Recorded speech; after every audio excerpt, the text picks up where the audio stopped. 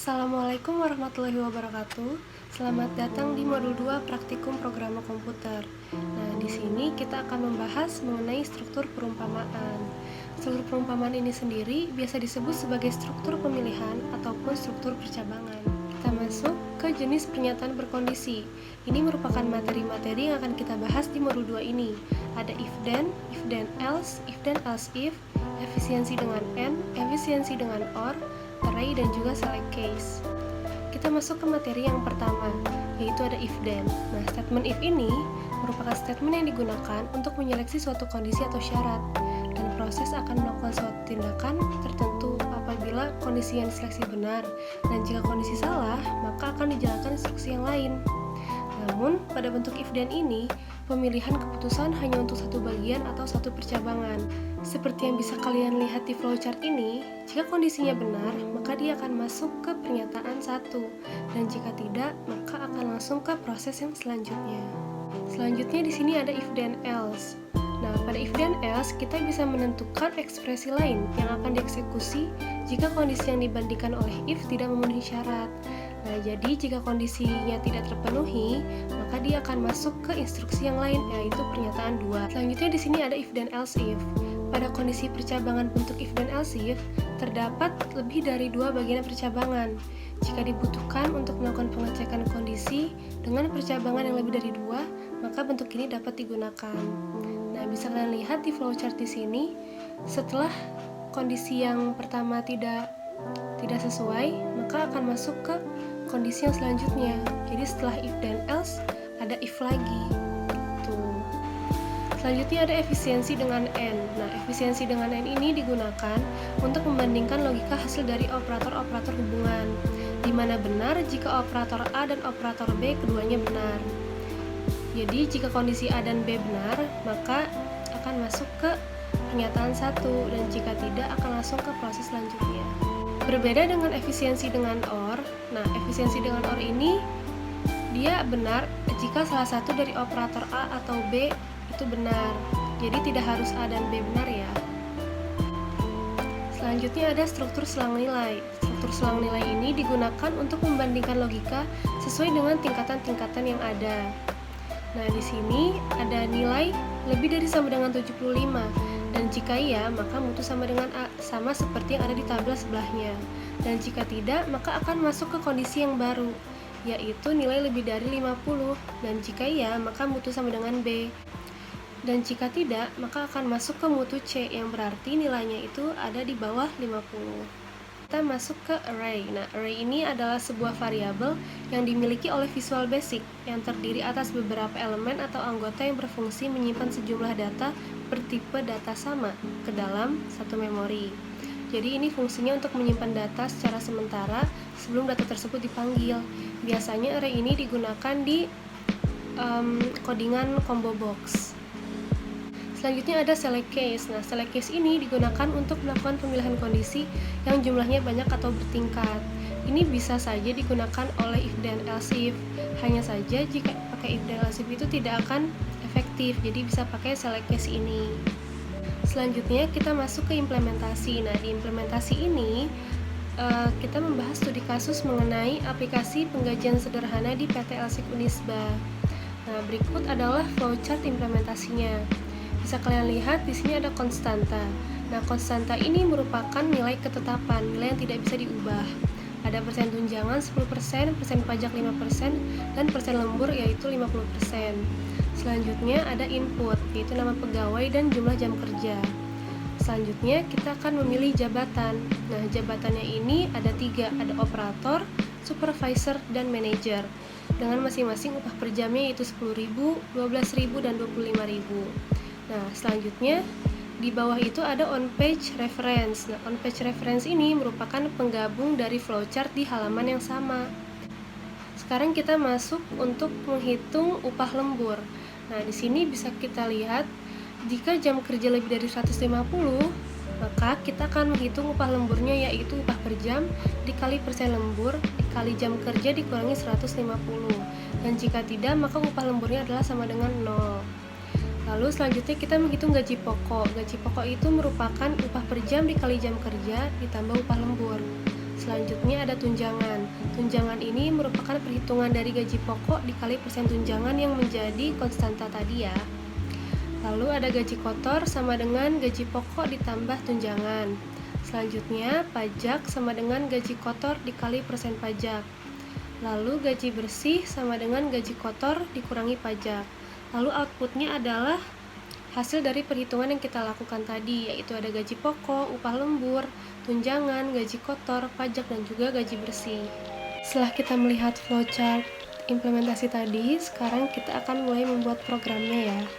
Sekarang kalian buka Excel-nya, terus kalau udah kalian lihat di sheet 1, ini kalian rename jadi modul 2. Nah, kalau udah seperti langkah awal, jangan lupa kalian klik to developer, klik macro security, pastiin udah enable all macros dan trust access. Nah, kalau udah baru kalian bisa lanjut. Sekarang kita insert dulu. Ini kita insert illustration shape yang rectangle ya, atau persegi panjang. Di sini kita tulis aja jadi aplikasi penggajian sederhana PT Alsik Unisba. Lalu kita bikin button mulai.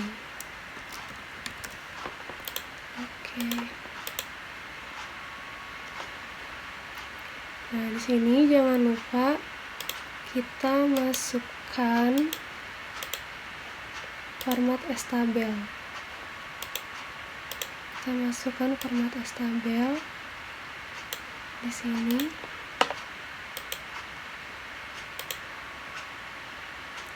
Kita ganti namanya ya. Kita masukkan di kolom 1 itu nama, jabatan,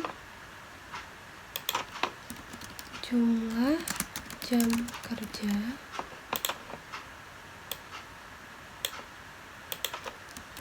upah jam kerja,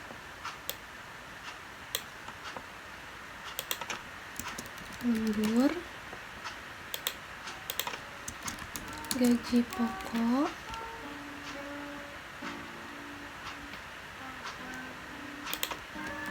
tunjangan, gaji kotor, pajak, dan gaji bersih. Nah, kalau udah, kalian bisa rapiin dulu. Nah, kalau udah dimulai ini, kalian klik kanan, terus assign makro. Nah, udah assign makro ini, lihat makro name-nya rectangle 2 underscore klik. Kalian bisa ganti jadi mulai. Klik new. Kalau udah akan muncul tampilan seperti ini.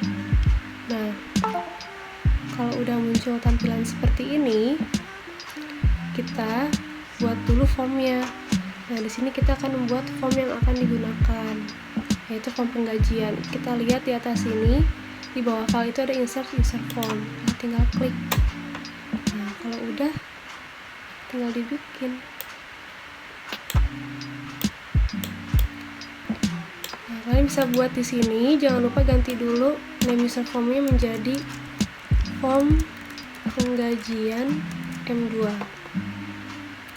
Captionnya juga bisa kalian ganti form penggajian M2.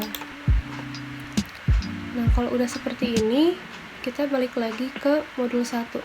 Oh ya, untuk yang nggak ada propertiesnya di sini, kalian bisa cari di bawahnya add-ins. Di sini ada properties window, atau kalian bisa langsung klik F4.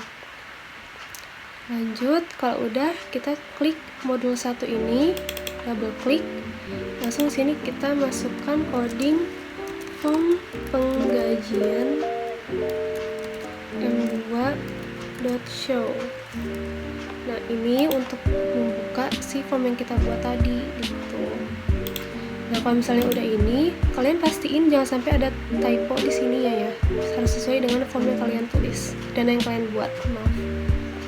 Sekarang kita masuk ke formnya lagi, double klik, kita akan buat text box, label, combo box, dan button. Sekarang kita akan buat label dulu.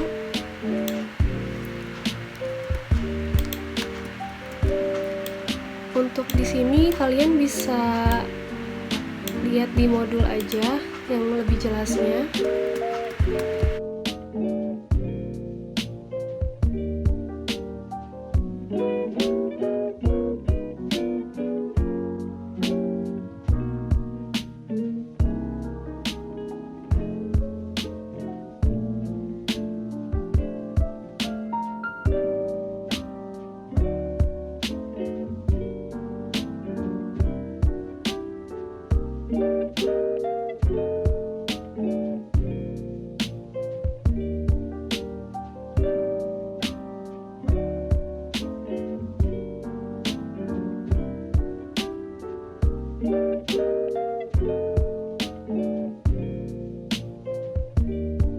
Untuk combo box, kalian bisa lihat di sebelah text box itu ada combo box, kalian klik, terus kalian tinggal buat. Nah, kalau udah seperti ini, kalian ubah si label-labelnya menjadi nama yang sesuai dengan di modul ya.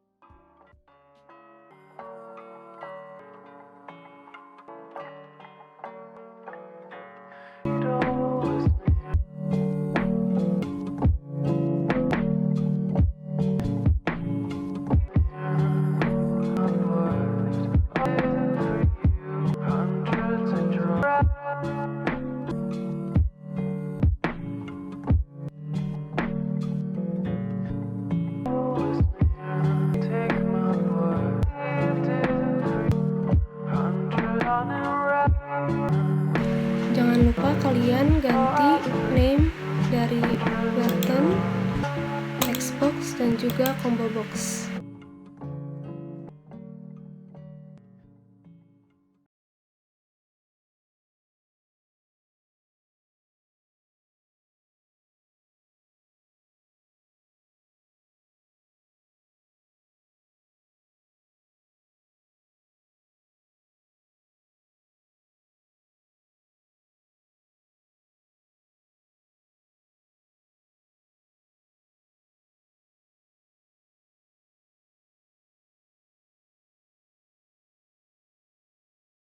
Setelah selesai membuat formnya, sekarang kita akan mulai membuat codingannya.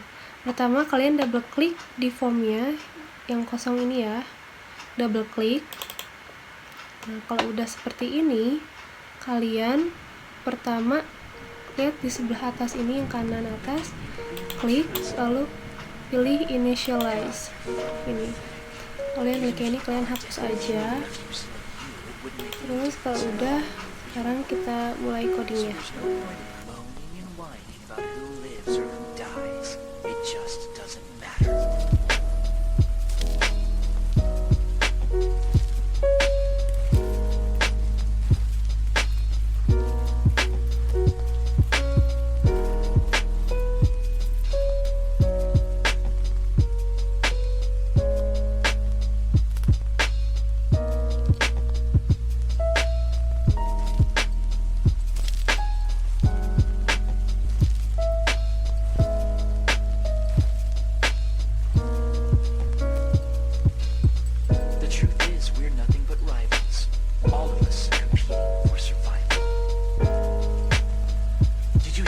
Mr. Let's all make it back? It's just bullshit!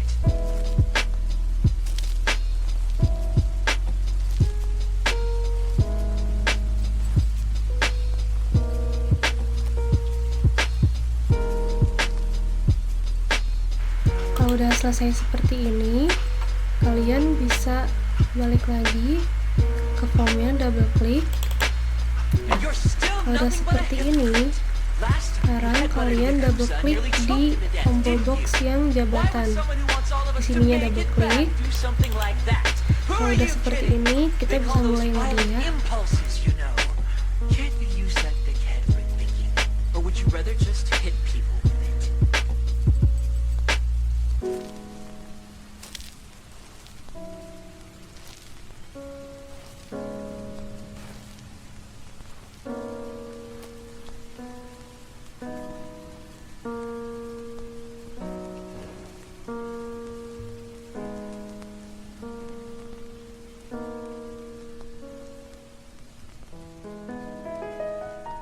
Kalau udah selesai seperti ini, kita kembali lagi ke form penggajian. Setelah selesai, sekarang kita mulai untuk ngoding di button baru. Double klik di button baru. Lalu setelah tampilan seperti ini, kita mulai untuk codingannya.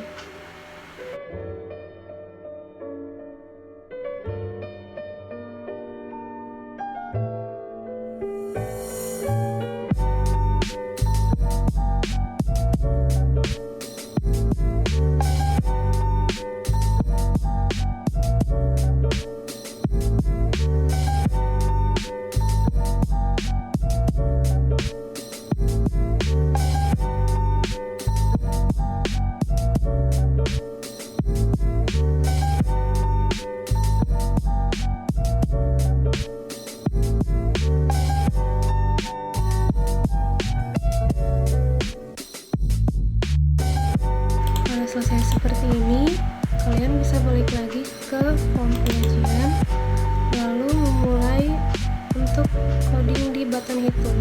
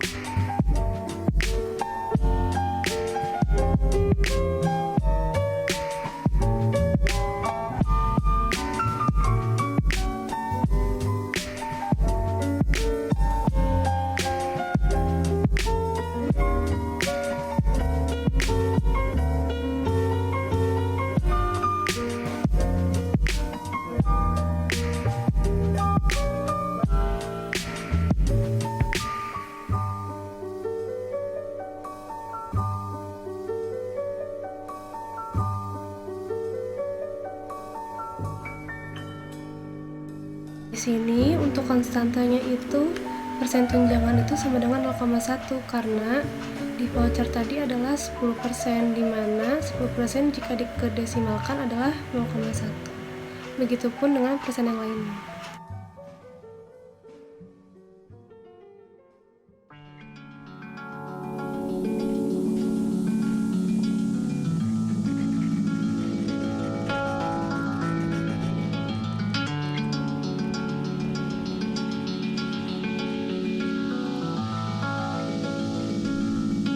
Forgetting by the world forgot.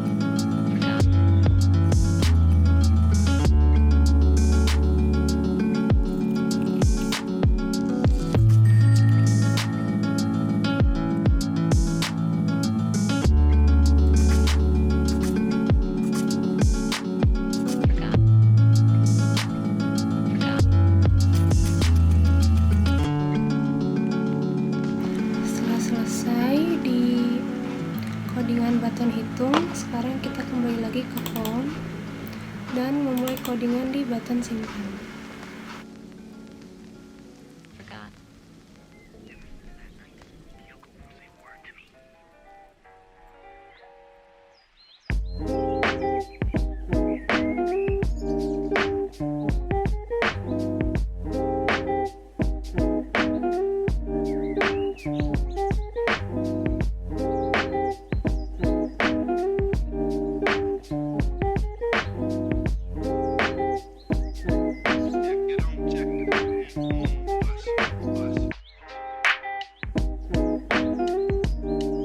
Jika sudah selesai untuk coding di button simpan, sekarang kita balik lagi ke form, lalu kita coding di button keluar. Kalau sudah selesai untuk membuat codingan di button, combo box, dan juga di form, kalian klik dulu di bawah Microsoft Excel Objects. Ini ada sheet 1 dan modul 2. Kalian ubah di sini name-nya jadi modul 2 seperti ini ya. Sekian pemaparan mengenai modul 2 praktikum programmer komputer ini. Jika ada yang ingin ditanyakan, boleh ditanyakan langsung ke asisten CV masing-masing. Semangat implementasinya, jangan lupa di like dan subscribe.